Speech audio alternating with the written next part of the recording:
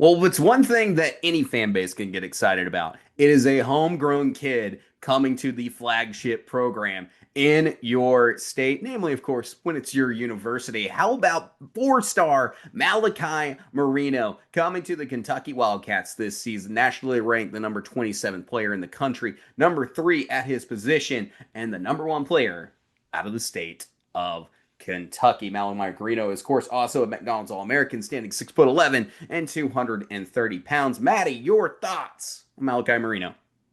I mean, I feel like any school should be excited to get a 6'11" big body guy like Malachi Moreno. He is going to be tremendous when it comes to helping out in the paint, which is a lot of what we criticized last year. So I don't know, maybe the Cats took some notes from us or something.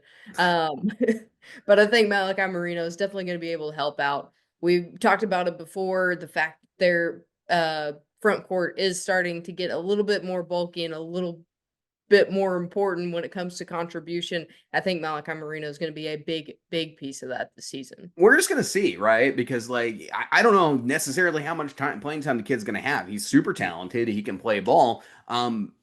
Thing is, this Kentucky front court is extremely deep. And that's really where the big concern is going to be is his playing time when you've got guys like JQ, Yelovic, and all these other forwards I could go through right now with Kentucky and showing their depth chart right now. It's going to be a fight to get on the court just a little bit. Brandon Garrison's returning on this team. He should be really good.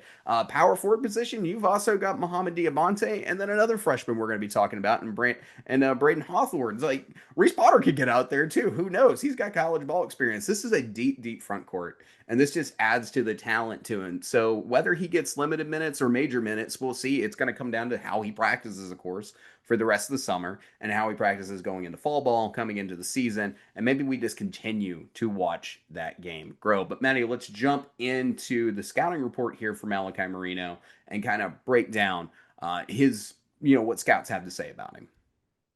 Yeah, for sure. Like we mentioned, he is a big guy, especially for a freshman. Can't imagine if this kid keeps on growing.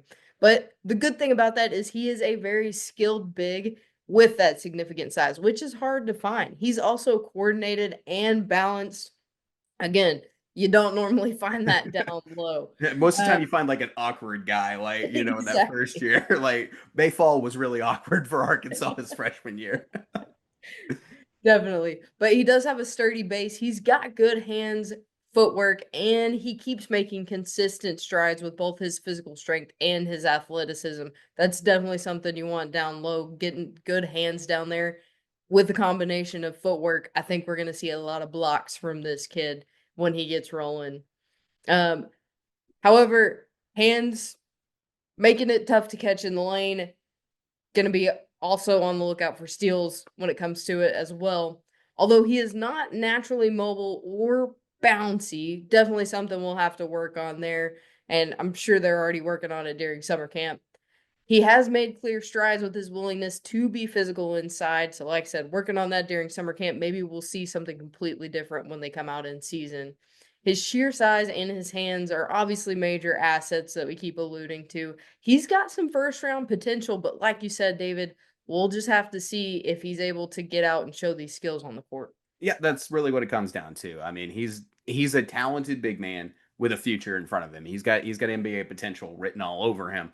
Just is it going to be this year or next year, one or done, or a 2 year player? We'll see. And this is going to be a tough front court for him to find that playing time maybe on, but we'll find out. But the offensive game, this is an area that we just really need to get into. He's got an ability to be efficient on the offensive end on so many different spots on the floor. Let me say that again, on so many different spots on the floor. That's something that, Mark Pope tends to like a lot in his big men. He's got that low post scoring ability, and he's an absolute threat down there. And he understands how to seal, how to touch his jump hook, and can turn both shoulders when deep enough. And of course, finish with two hands.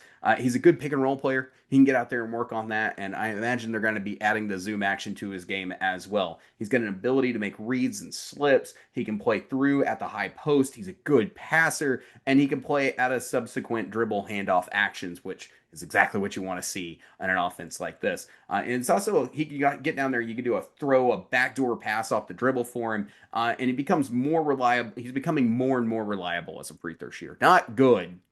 I want to emphasize that, But like a lot of big men, it's kind of a struggle for him. He shot 56% at three SSB play this last cycle for him.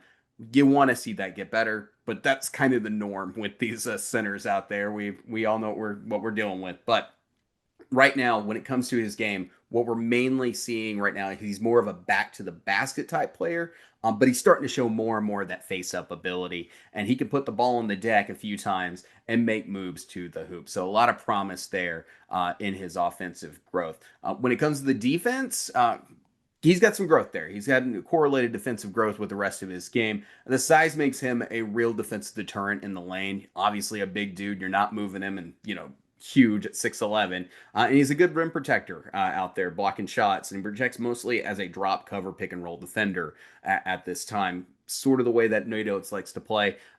We'll see how we'll see how Mark Pope uses him, vice versa. Vice versa. Good grief, my Arkansan accent came out there. But he can be a little bit flat-footed when he's also pulled away from the basket.